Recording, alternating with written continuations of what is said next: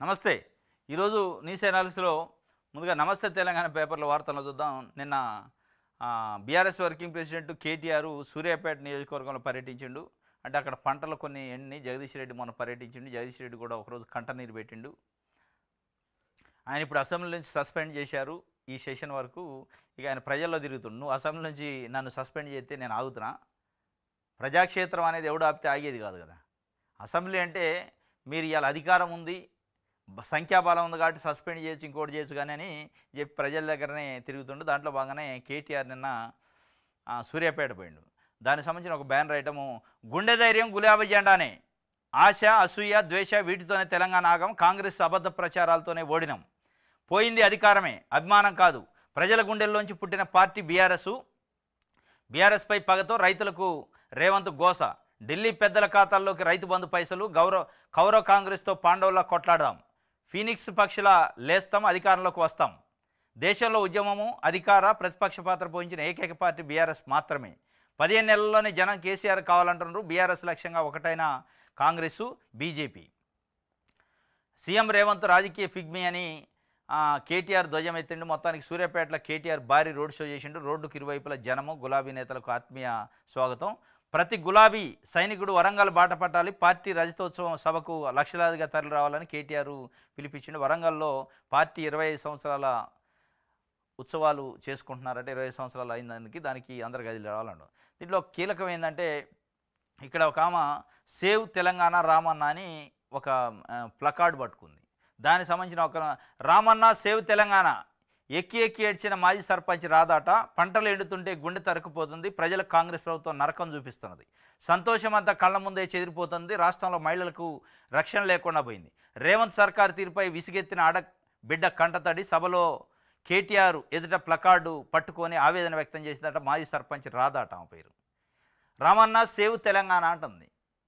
ఏమైంది తెలంగాణ కంటే, తెలంగాణ పంటల కళ్ళ ముందే కాలబెట్టుకోవాల్సిన పరిస్థితి, పంటల కళ్ళ ముందే పశువులకి వదిలేయాల్సిన పరిస్థితి, ఉన్న నీళ్లు వాడుకోలేని పరిస్థితి, ప్రభుత్వ నిర్లక్ష్యం, ప్రభుత్వ అసమర్థత అని చెప్పి రైతులు ఇవాళ మాట్లాడుకుంటున్న పరిస్థితి. అదే అంశాన్ని ఆమె కేటీఆర్ దృష్టికి పోవటం కోసం ప్లకార్డులో పెట్టి సేవ్ తెలంగాణ రామన్న అని పెట్టింది. ఇవాళ మరి ఈ ట్యాగ్ లైన్ తీసుకొని నాకు తెలిసి కేటీఆర్ పాదయాత్ర మొదలు పెడుతున్నాడట. సేవ్ తెలంగాణ అని ఒక పాదయాత్రని పెట్టే అవకాశం ఉన్నట్టు అర్థమైంది. ఆయన అనౌన్స్ కూడా చేసిండు నిన్న ఒక సంచలనమైన ప్రకటన. తెలంగాణని బాగు చేయడానికి, తెలంగాణని కాపాడటానికి నేను పాదయాత్ర చేస్తా, జిల్లాకు తిరుగుతా అని.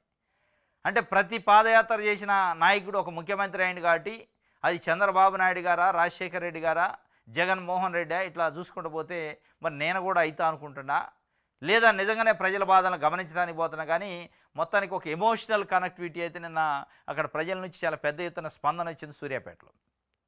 ఆమె సర్పంచ్ పట్టుకున్న ప్లకార్డు రాష్ట్ర వ్యాప్తంగా చక్కర్లు, అంటే సోషల్ మీడియాలో చక్కర్లు కొట్టింది. సేవ్ రామన్న సేవ్ తెలంగాణ అని. రామన్న సేవ్ తెలంగాణ కాదు, కేసీఆర్ సేవ్ తెలంగాణ. ఆయన ఫామ్ హౌస్ నుంచి బయట రావట్లేదు కాబట్టి రామన్న వచ్చిండు కాబట్టి రామన్నకి గుర్తు చేసినట్టుంది. ఇది ఒక వార్త. ఇదే ట్యాగ్ లైన్తో నాకు తెలిసి రేపు కేటీ రామారావు పాదయాత్ర చేసే అవకాశం ఉంది. ఆయన ఎట్లా పాదయాత్ర చేస్తానని అనౌన్స్ చేసినా ఆ పాదయాత్ర సేవ్ తెలంగాణ ఉంటుంది. ఎందుకంటే జోడో యాత్ర అని చెప్పి మన రాహుల్ గాంధీ గారు చేసిండు, ప్రజాయాత్ర అని చెప్పి ఇట్లా రకరకాల పేర్లతో చేశారు. ఈయన సేవ్ తెలంగాణ పెడతారు అనుకుంటా. ఇది ఒక వార్త. అయితే ఇంకోటి, ముఖ్యమంత్రి రేవంత్ రెడ్డి గారు అప్పులు పుట్టట్లేదు అంటాడు. మనల్ని ఎవరు నమ్మట్లేదు రా నాయన, మనకు అప్పు ఇచ్చేటోడు లేడు, మనం నమ్మేటోడు లేడు అంటారు. ఎట్లా నమ్ముతారు? రోజుకు ఒక ప్రకటన చేస్తే కూడా నమ్ముతురా? నమ్మాలంటే క్రెడిబిలిటీ ఉండాలి కదా. ఆదాని దేశాన్ని దోచుకుండు, మెగా కృష్ణారెడ్డి తెలంగాణని దోచుకుండు అంటే, అదే మెగా కృష్ణారెడ్డి అదే ఆదాని కుడొకళ్ళు ఎడమొకళ్ళు నేను అడిట్లో కూర్చున్నాయి. ఎట్లా నమ్మాలి మిమ్మల్ని? దోసుకున్న ఆదానిని, దోసుకున్న మెగా కృష్ణారెడ్డిని తీసుకొచ్చి పక్కన పెట్టుకుంటే మళ్ళీ నువ్వు ఏ రకంగా నమ్మాలని చెప్తున్నావు అనేది తెలవట్లే. అప్పు ఎట్ట పుట్టిద్ది?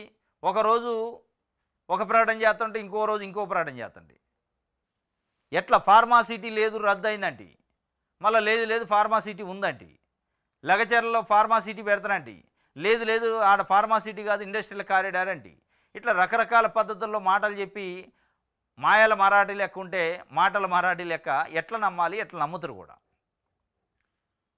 అందుకే నమ్మరు. అప్పులు ఇచ్చేటోడు నమ్మాలంటే చాలా క్రెడిబిలిటీ ఉండాలి. ఉద్యోగుల రిటైర్మెంట్ బెనిఫిట్స్ 8,000 కోట్లు బాకీ ఉన్నాం, ఎక్కడి నుంచి తీసుకొచ్చి ఇవ్వాలి? అన్ని నోటిఫికేషన్లు మేమే ఇవ్వలేదు, వాళ్ళకి టీటీడీ మనకు వైటీడీఏ ఉంది. ధర్నాలు చేయడానికి అనుమతిస్తే మా మీదనే ధర్నాలు చేస్తున్నారు. కొలువులు పండగ కార్యక్రమంలో సీఎం రేవంత్ రెడ్డి విచిత్ర వ్యాఖ్యలు చేసిన. మరి ధర్నాలు చేయడానికి అనుమతిస్తే మా మీదనే చేస్తారంటే ఎవరి మీద చేస్తారా? బిల్ క్లింటన్ మీద చేస్తారా? లేకపోతే ఆయన యుఎస్లో ప్రెసిడెంట్ డొనాల్డ్ ట్రంప్ మీద చేస్తారా? ధర్నాలు ఎవరు? ఇప్పుడు తెలంగాణలో ధర్నాలు ఎవరి మీద చేస్తారు? తెలంగాణ ప్రభుత్వం మీదనే చేస్తారు, లేదంటే కేంద్ర ప్రభుత్వం మీద చేస్తారు. ఈ రెండు ప్రభుత్వాల మీద ప్రజలైనా, రాజకీయ పార్టీలైనా, ప్రజా సంఘాలైనా ధర్నాలు చేసేది. నువ్వు అనుమతించినా ఇవ్వకపోయినా కోర్టుకు పోయినా తెచ్చుకొని ధర్నాలు చేసేది దేనికోసం? ప్రభుత్వం ప్రజా సమస్యలు పట్టించుకోవద్దు, ధర్నాలు చేస్తారు.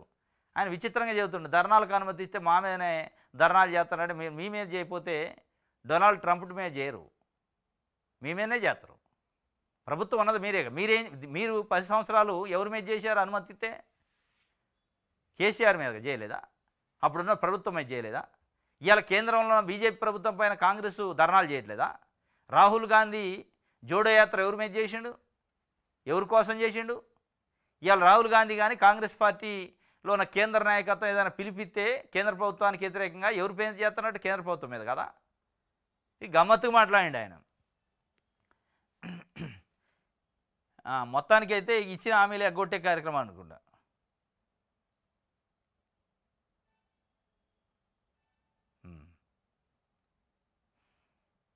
ఇది ఒక వార్త.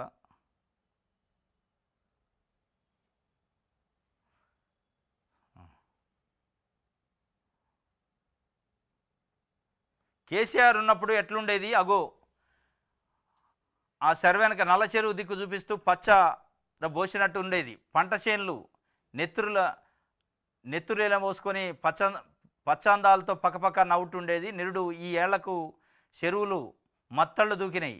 ఇప్పుడు కాలువలో నీళ్లు రాక కండ్లల్లో రావట్లేదు. చెరువులు ఎండి బోరు నీళ్లు పోయాక ఆగమయ్యి కాలం వచ్చి రేవంత్ పాలన ఇంకా 3 ఏళ్ళు ఉన్నది. 3 ఏళ్ల పొద్దు ఉన్నదట. అన్నేళ్ళు ఉండే రైతులు బతకరాయా అని చెప్పి, ఇంకా 3 ఏళ్లలో రైతులు బతకరాయా అని చెప్పి ఒక ఆయన చెప్తుండట. రైతులు మాట అని రాశారు ఈడ. ఇగో మాజీ సర్పంచ్ రాదాట, రామన్న సేవ్ తెలంగాణ అని రాసింది. ఎక్కడ మాజీ సర్పంచ్ చూద్దాం. మునగాల మండలం ముకుందాపురం మాజీ సర్పంచ్ అట. మునగాల మండలం ముకుందాపురం మాజీ సర్పంచ్ రాధా అని ఆమె సేవ్ తెలంగాణ రామన్న అని చెప్పి ప్లకార్డు పట్టుకుంది. అది బాగా వైరల్ అయింది. రైట్, వెలుగు చూద్దాం.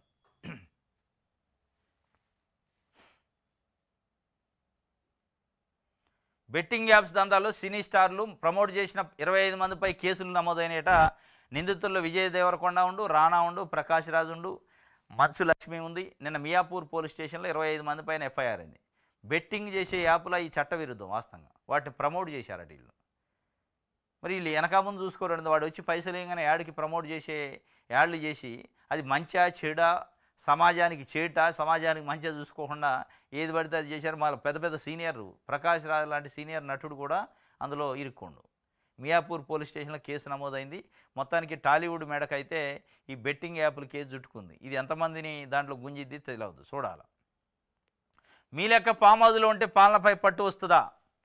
మీకు మానవత్వం ఇజ్జత లేదు కాబట్టి జనం సాగనంపినరు. కేసీఆర్ కేటీఆర్పై సీఎం రేవంత్ రెడ్డి ఫైర్ అయ్యిండు. కొలువుల కోసం కొట్లాడి తెలంగాణ తెచ్చుకుంటే 10 ఏళ్ళు చేసిందేంది? నిరుద్యోగులను ముంచి మీ ఇంటిల పాలి కొలువులు ఇచ్చుకున్నారు. 10 నెలల్లోనే మేము 59,000 జాబులు ఇచ్చినాం. రెగ్యులర్గా నోటిఫికేషన్లు ఇస్తున్నాం. నెల రోజుల్లో గ్రూప్ 1, గ్రూప్ 2, గ్రూప్ 3 నియామక పత్రాలు అందజేస్తామని ఆయన చెప్తుండు. ఫామ్ హౌస్లో ఉంటే పాలనపై పట్టు వస్తుందా అంటే, ఫామ్ హౌస్లో ఉంటే పాలనపై పట్టు రాదు. ఉన్నది ఎక్కడ అనేది దానికంటే పాలన పైన పట్టు రావాలంటే పాలన పైన రివ్యూ చేయాలి, ఏం జరుగుతుందో చూసుకోవాలి, ఆ శక్తి ఉండాలి. అది ఫామ్ హౌస్లో కూర్చుండా, సెక్రటరీలో కూర్చుండా, ప్రగతి భవన్లో కూర్చుండా పక్కన పెడితే పాలన సాఫీగా జరుగుతుందా లేదా అనే దానికి నిదర్శనం అయితే ఆ సాఫీగా జరిగితే పాలన పైన పట్టున్నట్టు. మీరు అన్న మాటలు, మీరు చేస్తున్న పనులు సక్సెస్ఫుల్గా రీచ్ అయితే, కంప్లీట్ అయితే పాలన పైన పట్టున్నట్టు. ఎస్, కేసీఆర్ చేసిన దాంట్లో రైతు బంధు అనౌన్స్ చేసిండు. రైతు బంధు 100% ఇవ్వగలిగిండు పర్ఫెక్ట్గా. ఎక్కడ రైతుల నుంచి సరే 1 తప్ప నిరసన లేకుండా.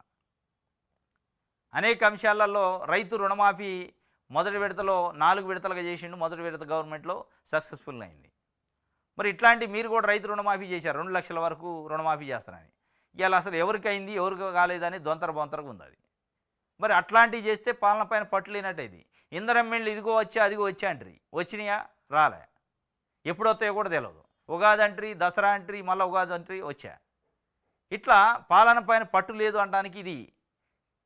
మీరు చేసిన వ్యవహారం రైతు రుణమాఫీ కానీ రైతు భరోసా విషయం కానీ, రైతు భరోసా ఈ అడ్రస్సే లేదు. జనవరి 26 ఎక్కడ, ఎప్పుడు పోయింది జనవరి 26? అయ్యాలు ఓపెన్ చేసి ఇలా మార్చి 30 దగ్గరకు వచ్చా, ఇంకా 3 ఎకరాలకు కూడా రైతులకు పడలే. మరి ఎట్ట పట్టున్నట్టు పాలన పైన పట్టున్నట్టు ఎట్ట అనుకోవాలి మనం అంటే? ఇక ఇట్లుంటేనే పట్టు లేదంటారు. ఏది అనౌన్స్ చేసినా ఫెయిల్యూరేనా, మధ్యలోకి వచ్చాక అయిపోతండి. మీరు పాస్ అయింది అనుకుంటున్నారు. ఇది అందుకే ఫామ్ హౌస్లో ఉండా, ప్రగతి భవన్లో ఉండా, లేకపోతే ఇంట్లో కూర్చుండా అనేది పక్కన పెడితే పాలన సక్సెస్ఫుల్గా జరుగుతుందా లేదా, ప్రజలు పాలన గురించి ఏమనుకుంటున్నారు, తిట్టుకుంటున్నారా లేదా అనేదే ప్రామాణికం. పట్టుందా లేదా అనేది. ఆ తిట్టుకునే దాంట్లో ఇవాళ రేవంత్ రెడ్డి ప్రభుత్వాన్ని రైతులు, మహిళలు, నిరుద్యోగులు, ఉద్యోగులు తిట్టడం స్టార్ట్ అయింది. అంటే పాలన పైన పట్టుందా లేదా అనేది మీరు ఆలోచించుకోవాలి. ఇవాళ పంటలు ఎండిపోతున్నాయి నీళ్ళు లేక, ఆ నీళ్ళు ఇచ్చే దాంట్లో కనీసం రివ్యూ లేదు. ఎట్లా ఇవ్వాలి, ఎట్లా కాపాడాలి పంటలని. రైట్. వచ్చే ఏడాది పాదయాత్ర చేస్తా, మాపై ద్వేషం పెంచి ఆశలు రేపడంతోనే ఓడిపోయాం. రైతు బంధు డబ్బులు ఢిల్లీకి పోతున్నాయి. కేంద్రంలో మోదీ, రాష్ట్రంలో రేవంత్ ఇద్దరు ఒకటే. రాష్ట్రంలో మళ్ళీ అధికారంలోకి వస్తామని కామెంటు. సూర్యాపేటలో బీఆర్ఎస్ రజతోత్సవ సన్నాహక సమావేశం జరిగిందట. దాంట్లోనే ఈ మాట మాట్లాడిండు. వచ్చే ఏడాది పాదయాత్ర చేస్తా అంటే 2026లో పాదయాత్ర చేసి పార్టీని అధికారంలోకి తీసుకొస్తా అంటుండు. పాదయాత్ర చేసి ముఖ్యమంత్రి కావాలని చూస్తూనే తెలియదు కానీ మా పైన ద్వేషం పెంచారు, ఆశలు రేపడంతోనే రేవంత్ రెడ్డి అదే మా పార్టీ ఓడిపోయింది, లేదంటే ఓడిపోదు. ఇంకొకటి ప్రధానంగా రైతుల గురించి కామెంట్ చేసిండు. మీకు ఇవ్వాల్సిన రైతు బంధు ఢిల్లీకి పోతున్నాయి సంచులు, అందుకే మీకు రావట్లేదు, అకౌంట్లలో పట్టలేదు. దానికి బాగా ఎదురు చూస్తాను రైతులు ఈ కళ్ళతోని. ఈ కామెంట్ చాలా ఉధృతంగా ప్రచారం అయింది రేపు. ఎందుకంటే 3 ఎకరాలకు కూడా ఇంకా రాలే, 30 రోజులు మార్చి 30కి ఇస్తున్నాడు. మార్చి 30 కూడా దగ్గరకు వచ్చింది, ఇంకా 10 రోజులు ఉంది. వేసే పరిస్థితి కూడా అసలు ఆ వాతావరణం కనపట్టలే. ఇక ఢిల్లీకి పోయినాయి అని నమ్మాల్సి వద్దు కూడా. ప్రజలు కేటీఆర్ అన్న స్టేట్మెంట్ నమ్మే పరిస్థితి కూడా ఉండదు. అది నిజమాబద్ధమో తెలియదు కానీ నమ్మే పరిస్థితి ఉంది. ఇక 3 నెలలు అయినా కానీ రైతు బంధు వేయలేని పరిస్థితి ఉంటే రైతు భరోసా మరి నిజంగా ఎడిపోతున్నట్టు. మళ్ళా రేవంత్ రెడ్డి గారు అప్పు పుట్టట్లేదు, మన నవ్వు నమ్మట్లేదు అని చెప్తుండు. ఏంది దాని అర్థం? అన్న గ్యారంటీలని తుంగలో దొక్కే కార్యక్రమం. 6 గ్యారంటీలు లేవు, 3 గ్యారంటీలు అన్నీ పోతాయి. ఇక ఎందుకంటే మమ్మల్ని నమ్మట్లేదు అంటున్నారుగా. ఇక మిమ్మల్ని కూడా ప్రజలు నమ్మరు. 6 గ్యారంటీలు అని చెప్పి గ్యారంటీ లేదు, వారంటీ లేదు అన్నీ పక్కన పెడితిరి, తుంగలో దొక్కితిరి.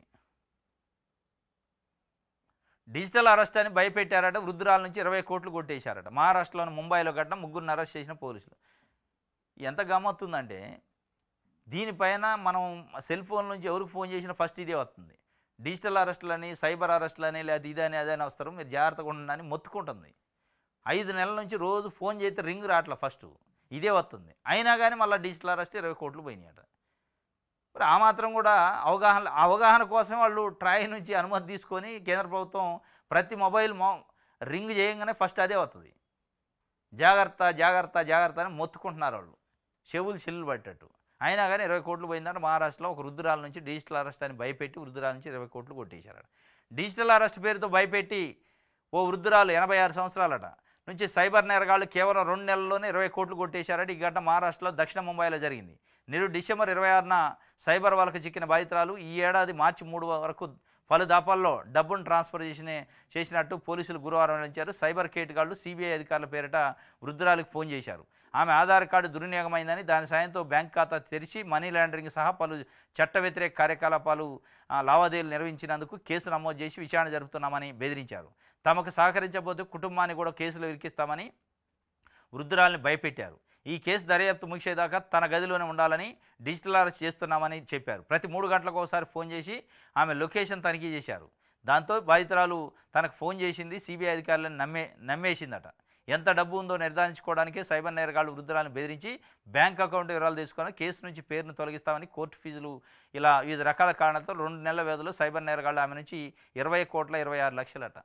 దఫల వారికి ఒకసారి కాదు, మరి దఫల వారికి వసూలు చేస్తున్నప్పుడు కనీసం మొదటిసారి వసూలు చేసినప్పుడు రెండోసారి కానీ అలర్ట్ అయ్యి కుటుంబ సభ్యులైనా అసలు ఏంటి ఇదని ఎంక్వైరీ చేసుకొని కేసు పెట్టాలిగా. అన్నీ అయ్యాక 20,26,00,000 ఇచ్చాక ఇప్పుడు కేసు పెట్టారట. ఏం చేస్తారు పోలీసులు? అన్నీ ఖాళీ అవుతాయి. వాడు వాడుకుంటాడు, ఎటో ఆగం చేస్తారు. ఇక ఏమీ ఉండేది లేదు. ఇక ఇట్లా ఎంత మొత్తుకుంటున్నా కానీ దురదృష్టం ఇంత పెద్ద పెద్ద ఆస్తులు ఉన్నోళ్ళు కూడా కనీసం అవగాహన లేకుండా, చైతన్యం లేకుండా ఎటపోతే అర్థం కావట్లే.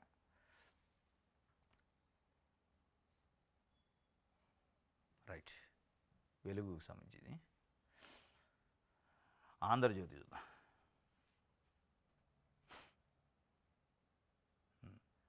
పంచుకు తింటే పట్టు వచ్చినట్ట, దళితులను బీసీలను క్యాబినెట్ తీసేస్తే పాలనపై పట్టు చిక్కినట్ట.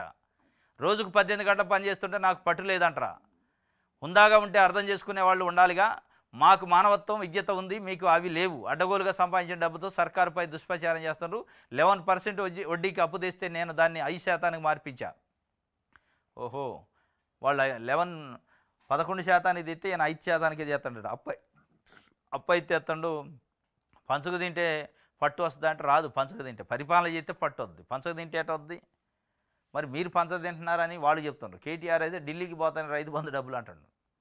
ప్రజల బయట చర్చ కూడా ఏంటంటే మంత్రులు ఎవడికోవాడు ఎవనా తిరుగుంది, ఎవరికెవరు వినేటట్లేదు, పరిపాలన పైన పట్టు లేదు, పరిపాలన పైన సమర్థంగా పరిపాలించలేకపోతున్నారు అనేది ప్రజల్లో ఒక చర్చ స్టార్ట్ అయింది. ఇప్పటికే ఆ చర్చ స్టార్ట్ అయింది కాబట్టి మరి మీరు చెప్పారు కానీ పరిపాలన పైన పట్టు లేదని తప్పుడు ప్రచారం చేస్తారు. తప్పు లేనట్టు ప్రచారం, పరిపాలన పైన పట్టు లేనట్టు ఎట్టయిద్దంటే ఆ పట్టు ఉందా లేదా ప్రజలు చెప్పాలా. మీరు పత్రికలలో మాట్లాడి వాళ్ళు చెప్పిందో మీరు చెప్పిందో నమ్మరు. బీఆర్ఎస్ వాళ్ళు చెప్పిందో, కాంగ్రెస్ చెప్పిందో, ప్రభుత్వం చెప్పిందో నమ్మదు.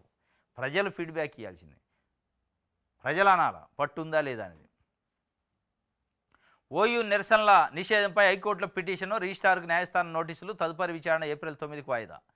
ఓయూలో ధర్నాలు, నిరసనలు, పోరాటాలు, ఉద్యమాలు చేయొద్దని ఓయూ వీసీ ఒక సర్క్యులర్ ఇచ్చిండు. ఓయూ అనేది ఉద్యమాలు. ఓయూ అంటే తెలంగాణ ఉద్యమం. తెలంగాణ ఉద్యమం ఓయూలో జరగటానే తెలంగాణ వచ్చింది అనేది అందరికీ తెలిసింది. రాష్ట్రంలో ఏ సమస్య ఉన్నా అక్కడనే ఉద్యమం స్టార్ట్ అయింది. కనీసం ఇవాళ విద్యార్థుల సమస్యలను కూడా చెప్పుకోవద్దు, నిరసనలు ధర్నాలు చేయొద్దు, స్లోగన్లు ఇవ్వద్దని ఆయన ఉత్తర్వులు ఇచ్చిండు. అంటే మెస్లో అంటే విద్యార్థులు దీన్ని అన్నంలో పురుగులు వచ్చినా, అన్నంలో బ్లేడ్లు వచ్చినా, అన్నంలో చీలలు వచ్చినా ఏం మాట్లాడొద్దు, సపోర్ట్ చేయకుండా తినాలని అంటే నిరసనలు చేయొద్దని చెప్పినట్టు. అది వాళ్ళ విద్యార్థులకు సంబంధించిన సమస్యలు కూడా మాట్లాడుకోద్దా? ఇది ఎక్కడ ప్రజాపాలన, ఇది ఎక్కడ ఇంధనం పాలన అని ఓయూ విద్యార్థులు మొత్తం 3-4 రోజుల నుంచి పెద్ద ఎత్తున నిరసనలు చేస్తున్నారు. హైకోర్టు కూడా పోయారు. హైకోర్టు నన్ను స్టే ఇచ్చిందట. స్టే ఇచ్చి ఏప్రిల్ 9కి వాయిదా వేసింది కేసుని. అప్పటిలోపు ఓయూ రిజిస్ట్రార్కి నోటీసులు ఇచ్చింది, ప్రభుత్వానికి కూడా ఇచ్చింది. ఏందో దీనిపైన కౌంటర్ వేయండి అని. రోజుకు 5,000 ఇస్తేనే కాపురం చేస్తానంటుందట కర్ణాటకలో బెంగళూరు టేకీ ఫిర్యాదు. ఆ బెంగళూరులో పాపం ఇప్పటికే 2-3 చచ్చిపోయారు. Software engineer. ఎట్లా చచ్చిపోయారు? గమ్మత్తుగా భార్య వేధింపుల వల్ల చచ్చిపోయారు. జనరల్ భర్త వేధింపులు, అత్త మామ వేధింపులు, అత్తగారింట్లో వేధింపుల వల్ల భార్యలు చనిపోయిన వాళ్ళు చూసినాం. ఇక్కడ భర్త వేధింపులు, భర్తకి భార్య నుంచి, భార్య వైపు వాళ్ళ నుంచి వేధింపులు, భర్తకి అత్త వేధింపులు అయినాయి. ఇప్పుడు ఇదివరకు భార్యకి అత్త వేధింపులు ఉండేది. ఇలా భర్తకి అత్త వేధింపులు, అత్త వాళ్ళ ఇంట వేధింపులు, భార్య వేధింపులు ఉన్నాయి. చనిపోయారు. మళ్ళీ ఇంకొక ఆయన తయారైంది పాపం. రోజుకు 5,000 ఇస్తేనే నేను సంసారం చేస్తా, లేదంటే లేదు, నా ఖర్చులకు కావాలి పాకెట్ మనీ. ఇది సంసారమే, విచారమా? అరే భార్య భర్త 5,000 నీకు ఇచ్చేది. ఇది ఎంత గమ్మత్ అంటే రోజుకు 5,000 ఇస్తేనే తన భార్య కాపురం చేస్తానని అంటుందని కర్ణాటక చెందిన సాఫ్ట్వేర్ ఉద్యోగి శ్రీకాంత్ బెంగళూరులోని వ్యాలీ కావల్ పోలీస్ స్టేషన్లో ఫిర్యాదు చేశారు. ఆత్మహత్య చేసుకుంటానని వేధిస్తుందని, ఉద్యోగం చేసుకొనియకుండా వేధిస్తుందని, విడాకులు ఇవ్వాలంటే 45 లక్షలు ఇవ్వాలని డిమాండ్ చేస్తుందని ఆయన ఆరోపించారు. పిల్లలను కనేందుకు తిరస్కరిస్తుందని, 60 ఏళ్ల వయసులో దత్తత తీసుకుందామని చెబుతుందట. మామూలు కోరికలు లేవు ఆమెకి. పిల్లలు వద్దట, ఎందుకంటే వన్నే తగ్గిపోద్ది కదా, అర్థం పోద్ది. ఈ మామూలు సైకో కాదు ఏమై. పిల్లలు కానను మళ్ళీ ఇప్పుడు కూడా దత్తత కాదు. 60 ఏళ్ళు వచ్చినప్పుడు దత్తత తీసుకొని మరి వాడిని ఊరు చదాలా? నువ్వు పోతావు, కాటికి పోతావు. 60 ఏళ్ళు అంటే 60 ఏళ్ళు దాటితే ఇక రేపో మాపో అన్నట్టు ఉంటుంది. నువ్వు తీసుకున్న దత్తతో ఎడిపోవాలా. పిల్లలకు అందట. మళ్ళా ఎక్కడా కూడా ఆమె ఏది కోరుకుంటుంది, డ్యాన్స్ చేయాలంటే డ్యాన్స్ చేయాలంటే, పార్క్ అంటే పార్క్కి, సినిమాకి అంటే సినిమాకి తీసుకోవాలి, రోజు 5,000 ఇవ్వాలి. లేదంటే ఆత్మహత్య, బెదిరింపు, బ్లాక్మెయిల్. లేదు నీతో కుదరదు నాకు విడాకులు అంటే 45 లక్షలు డిమాండ్. ఇది జరిగిందట పాపం. వర్క్ ఫ్రమ్ హోమ్ చేస్తున్న సమయంలో పెద్దగా మ్యూజిక్ ప్లే చేస్తూ డ్యాన్స్ చేసేదట. ఆయనేమో కంపెనీలో జాబ్ చేయాలి పాపం. ఆ డ్యూటీ కోసం వర్క్ ఫ్రమ్ హోమ్ చేస్తాడు, ల్యాప్టాప్ ముందుకు వచ్చి డ్యాన్సులు చేసేదట. అవతల మరి వాళ్ళ పై ఆఫీసర్లు ఉంటారు కదా, వాళ్ళు సస్పెండ్ చేసి పడేశారు. డ్యాన్సులు అట, మ్యూజిక్ అట, డీజేలు పెట్టుకొని. అసలు మనిషి కాదు ఆమె, సైకోలే చేస్తారు ఈ పని. దీనివల్ల తన సాఫ్ట్వేర్ ఉద్యోగం పోయిందని, ప్రాజెక్టులపై దృష్టి పెట్టలేకపోయినానని పేర్కొన్నారు. శ్రీకాంత్ 2022లో పెద్దలు నిర్ణయించిన వివాహం చేసుకున్నారు. అయితే శ్రీకాంత్ ఆరోపణలు ఆయన భార్య బిందు ఖండించారు. విడాకుల కోసం డబ్బులు డిమాండ్ చేయలేదన్నారు. తమ వివాహానికి తన తండ్రి 40 లక్షలు ఖర్చులు చేశారని, ఆ మొత్తాన్ని తిరిగి ఇవ్వాలని మాత్రమే కోరినానని, శ్రీకాంతే తనను శారీరకంగా మానసికంగా హింసించాడని, వరకట్న వేధింపులకు గురి చేశాడని ప్రత్యారోపణ చేసిందట. మరి ఆమెద ఆరోపణ కరెక్టా, ఏంది ఆరోపణ కరెక్టా పోలీసులు తేలుతారు. కానీ నిజంగానే అట్లాంటి ఆమెను వేధిస్తే కట్టడం కోసం కేసు పెట్టి ఉండేది. మరి కేసు పెట్టిందా లేదు తెలియదు. కానీ మొత్తానికైతే రోజుకి 5,000 ఇస్తే కాపురం చేస్తారు, లేదంటే ఆత్మహత్య చేసుకుంటారని బెదిరిస్తుందట.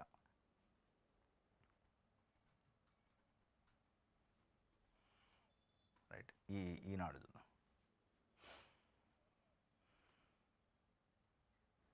మరో 30 రోజుల్లో గ్రూప్స్ నియామకాలు ఉంటాయట. గ్రూప్ 1, 2, 3 నిరుద్యోగులు నిర్లక్ష్యం చేయడం వల్లే బారాస ఓటమైందని సీఎం రేవంత్ రెడ్డి చెప్పిండు. 922 మంది కారుణ్య ఉద్యోగ నియామకాల అందజేత బౌల్ నవ్ పోర్టల్ను ప్రారంభించిన సీఎం వాళ్ళను అడుక్కోవడం ఏంటి? తిరుమల వెంకటేశ్వరుడి దర్శనం గురించి ఏపీ ప్రభుత్వాన్ని టీటీడీ అధికారులను ప్రతిసారి అడుక్కోవడం ఏంటి? వాళ్లకు టీటీడీ ఉంటే మనకు వైటీడీ ఉంది.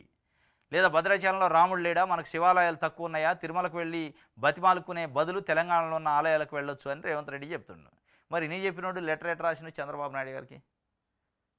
తిరుమల తిరుపతి దేవస్థానం దర్శనానికి మా ప్రజాప్రతినిధులకు కూడా అవకాశం ఏంటని లెటర్ రాసిందే మీరే.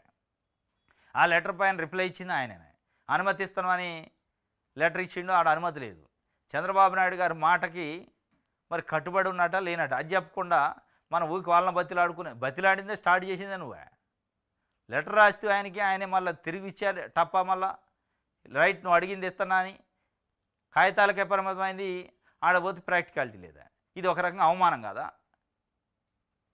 ఇది ఆయన ఇక యాదగిరిగుట్ట ఉంది కదా, భద్రాచలం ఉంది. యాదగిరిగుట్ట ఉంటుంది, భద్రాచలం ఉంటుంది. భక్తి అనే దానికి ఒక లిమిట్ ఏముంటుంది? ప్రయాగరాజు పోయారు చాలామంది తెలుగు రాష్ట్రాల నుంచి. ఎందుకు పోవాలి? మరి యాదగిరిగుట్ట ఉంది కదా. భక్తికి ఒక లిమిట్ లేదు కదా. చెన్నై పోతారు, కర్ణాటక పోతారు, రకరకాల ఎక్కడెక్కడ టెంపుల్స్ ఉంటే అక్కడ పోతారు. మీరు ఏమన్నా సాధ్యమైతే ఇప్పించాలి, లేదని కానీ మీరు ఆడికి ఎందుకు పోవాలంటే అది తిరుమల తిరుపతి దేవస్థానానికి కనెక్ట్ అయిన భక్తులు ఉంటారు, పోతారు. రాష్ట్రం విడిపోయినంత మాత్రంలో వాళ్ళ బతిలాడొద్దు. మీరు బతిలాడటం అనేది సమస్య మీది, ప్రభుత్వానికి సంబంధించి. భక్తులు మీరు ఎట్లా వద్దంటారు?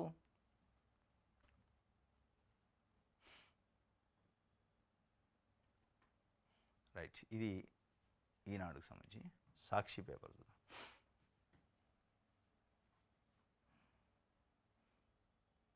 ఛత్తీస్గఢ్లో మళ్ళీ నెత్తుటి దార. బీజాపూర్, కాంకేర్ జిల్లాల్లో వేర్వేరు ఎన్కౌంటర్లో కనీసం 30 మంది మావోయిస్టుల మృతి, మావోల కాల్పుల్లో ఒక జవాను వీరమరణం. ఘటనా స్థలంలో భారీగా ఆయుధాల స్వాధీనం, మావోయిస్టుల కోసం కొనసాగుతున్న గాలింపు చర్యలు. మృతుల్లో కేంద్ర కమిటీ సభ్యులు, డివిజన్ కమిటీ మెంబర్లు ఉన్నట్లు అనుమానం. పశ్చిమ ఉత్తర బస్తర్ డివిజన్ కమిటీల లక్ష్యంగా దాడులు, భద్రతా సిబ్బంది గొప్ప విజయం సాధించారంటూ అమిత్ షా హర్షం. అంటే చంపేస్తే విజయం సాధించినట్టు హర్షం వ్యక్తం చేసినాడు. 30 మంది మావోయిస్టులను లేపేశారట. ఛత్తీస్గఢ్ అమిత్ షా ఆ మధ్యకాలంలో ఒకసారి వచ్చిపోయిన దగ్గర నుంచి ఇప్పటికే కొన్ని 100 మంది చచ్చిపోయారు. 100 మంది. నిన్న 30 మంది చచ్చిపోయారట ఛత్తీస్గఢ్లో. మళ్ళీ నేతృదార ఆ మధ్య కూడా ఒక 30 మంది చచ్చిపోయారు. అదును చూసి పదును పెట్టి ఆధునిక సాంకేతిక పరిజ్ఞానంతో భద్రతా దళాలనేగా మరోసారి భద్రతా దళాల కన్నుగప్పిన హిడ్ మాట. మృతుల్లో అగ్రనేతలు కూడా ఉన్నారట. మొత్తానికి అయితే ఇది మావోయిస్ట్ పార్టీకి, మావోయిస్టు ఆర్గనైజేషన్కి పెద్ద దెబ్బే, మామూలు విషయం కాదు 30 మంది చచ్చిపోవడం అంటే. పేరు గొప్పగా ఉంది కానీ అప్పు పుట్టట్లేదు. ప్రజాపాలన కొలువుల పండుగ కార్యక్రమంలో సీఎం రేవంత్ రెడ్డి. పేరు గొప్పగానే ఉంటుంది, అప్పు పుట్టట్లేదంటే ఇజ్జత పోయేది మీదే. మళ్ళీ ప్రభుత్వం మీద ఉంది, 15 నెలలు అయింది వచ్చి. పేరు గొప్పగా ఉంది, నన్ను చూసి ఎవరు అప్పు ఇవ్వట్లేదు అంటాడు ఆయన. దీనికి కారణం ఏంది? ఆయన పరువు ఆయనే తీసుకుంటాడు. దేనికోసం? ఇచ్చిన 6 గ్యారెంటీలు ఎగ్గొట్టడానికి. ఇచ్చిన 6 గ్యారెంటీలు ఎగ్గొట్టాలంటే ఇది చెప్పుకుంటూ పోయితే ఇక అటు ఇటు పోయి ఇక డబ్బులు ఇవ్వట్లేదు కాబట్టి, డబ్బులు ఇవ్వట కదా, అప్పులు ఇవ్వట్లేదు కాబట్టి చేయట్లేదు అని చెప్పుకోవచ్చు. రైట్. నేటి నుంచి 10th పరీక్షలు ఉన్నాయట. ప్రశ్నాపత్రంలో ఈసారి క్యూఆర్ కోడ్ ఉంటుందట. ప్రతి పరీక్షా కేంద్రంలో సీసీ కెమెరాలు ఉంటాయట. ఈ రోజు నుంచి 10th ఎగ్జామ్స్ ఉన్నాయి. ఏప్రిల్ 4వ తేదీ వరకు ఈ రోజు నుంచి, అంటే మార్చి 21 నుంచి ఏప్రిల్ 4 వరకు ఉంటాయి. ఈ పరీక్షలు ఉదయం 9 గంటల నుంచి 9:30 గంటలు, 9 గంటల 30 నిమిషాల నుంచి 12:30 వరకు ఉంటాయి.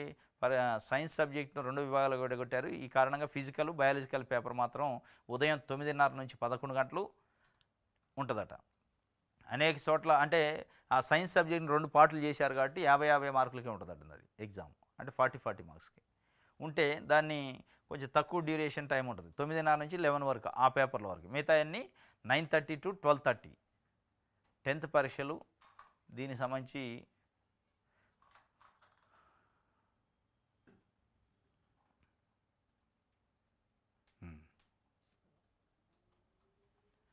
ఇది సాక్షికి సంబంధించి దిశ పేపర్.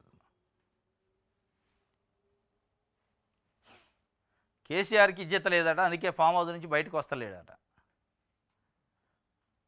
15 నెలల్లో 2 రోజులు కేసీఆర్ అసెంబ్లీకి గైరాజర్పై విమర్శలు. కీలక బిల్లులు టైంలో డుమ్మ. గవర్నర్ ప్రసంగం తర్వాత కాన్రాని మాజీ సీఎం. కేసులు భయమో ఫిర్యాదులు వల్లేనంటున్న కామెంట్స్. వేతనం రికవరీ చేయాలని కాంగ్రెస్ సభ్యుల డిమాండ్. గజ్వేల్లో క్యాంప్ కార్యాలయానికి టూలెట్ బోర్డు. నియోజకవర్గానికి ఎమ్మెల్యే రావడం లేదని బీజేపీ నిరసన. 15 నెలలలో 2 రోజులు వచ్చిండట కేసీఆర్. మొదటి రోజేమో అప్పుడు ప్రమాణ స్వీకారం అప్పుడు ఏదో వచ్చిండు, తర్వాత మన గవర్నర్ ప్రసంగానికి వచ్చిండు. ఇక మధ్యలో రాలే. లంచం ఇస్తేనే మంచం అంటుందట. ఇది ఆమె ఇందాట బెంగళూరు ఆమె రోజుకి 5,000 ఇస్తేనే కాపురం చేస్తున్నది. ఇది ఏ కాడికి వచ్చిందంటే భార్య కాపురానికి రావడానికి కూడా మంచం మీదకి రావడానికి కూడా లంచం ఇవ్వాల్సిన పరిస్థితి వచ్చింది. లంచం పరిస్థితి ఆడికి వచ్చింది. లంచం అనే పేరు చెప్పాలంటే లంచమే సిగ్గుపడేటట్టు అయింది. ఇక తల్లికి బిడ్డ లంచం ఇవ్వాలి, బిడ్డకి తల్లి లంచం ఇవ్వాలనే పరిస్థితికి వచ్చింది. భార్య భర్తకి లంచం ఇవ్వాల్సిన పరిస్థితి వచ్చింది. ఈ లంచం అనే దానికి రేపు కంచానికి కూడా లంచం అడిగిద్దేమో. అన్నం వండి పెట్టాలంటే లంచం ఇవ్వాలి. కేసీఆర్ అనుమతితో త్వరలో పాదయాత్ర. ప్రభుత్వ వైఫల్యాలపై పోరాటం. పోయింది అధికారమే, ప్రజల అభిమానం కాదు. తెలుగువారి సత్తా చాటిన నేతల్లో ఎన్టీఆర్ తర్వాత కేసీఆరే. ఆయన మోకాలెత్తు లేనోళ్ళు కూడా అవాకులు చెవాకులు పేరుస్తున్నారు. రేవంత్పై ఈగ సైతం వాళ్ళనివని BJP BRS working president KTR చెప్తుండు. కేసీఆర్ అనుమతితో చేస్తారట. ఆయన అనుమతి ఇస్తాడు, అది అయిపోయా కొడుకేనా. బయట వాళ్ళు అయితే ఇయ్యడు. అనుమతితో పాదయాత్ర చేస్తారు. ప్రజల అధికారమే పోయింది కానీ ప్రజల అభిమానం పోలేదు అంటుండు. రైట్, ఇది దిశకు సంబంధించి.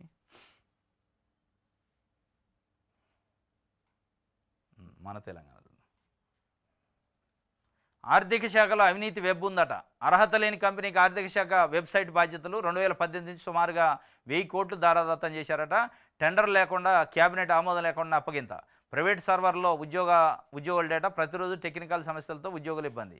తెలంగాణ ఆర్థిక శాఖలో అవినీతి వెబ్ అంటే వెబ్సైట్ బాధ్యతలని ఒక అనుభవం లేని కంపెనీకి ఇచ్చారట. దాని వెనక పెద్ద అవినీతి జరిగింది 2018లో, అంటే కేసీఆర్ గవర్నమెంట్లో అని చెప్పి. మరి దీనిపైన కూడా ఒక సిట్ యాత్ర, మరి జ్యుడిషియల్ కమిషన్ యాత్ర తెలియదు వేస్తారట. అప్పు పుట్టట్లేదు, రుణాలు ఇవ్వడానికి మనల్ని ఎవరు నమ్మట్లేదు. ఏం చేయాలో చెప్పండి ప్రజలు.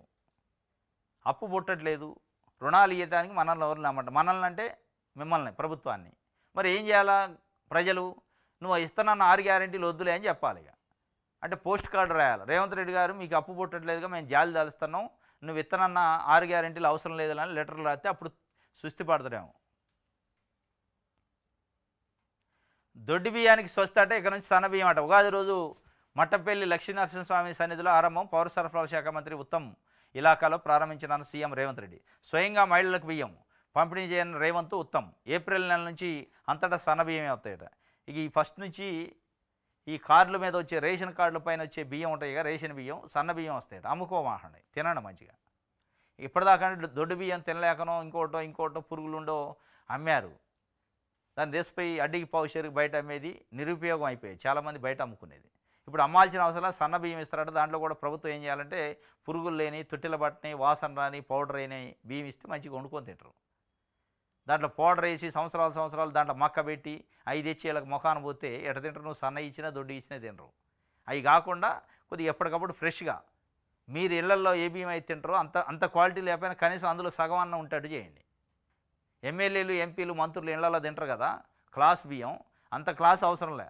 అంత క్లాస్ మీరు ఎట్లాగ ఇయ్యరు, ఇచ్చే అంత సాహసం కూడా చేయరు. అది ఆశించట్లే ప్రజలు.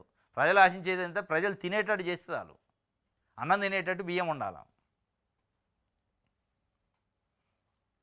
రైట్, ఇది మన తెలంగాణ సంబంధించి ఇది ఈరోజు న్యూస్ అనాలిసిస్. రేపు తాజా వార్తలతో తిరిగి కలుసుకుందాం. Thank you.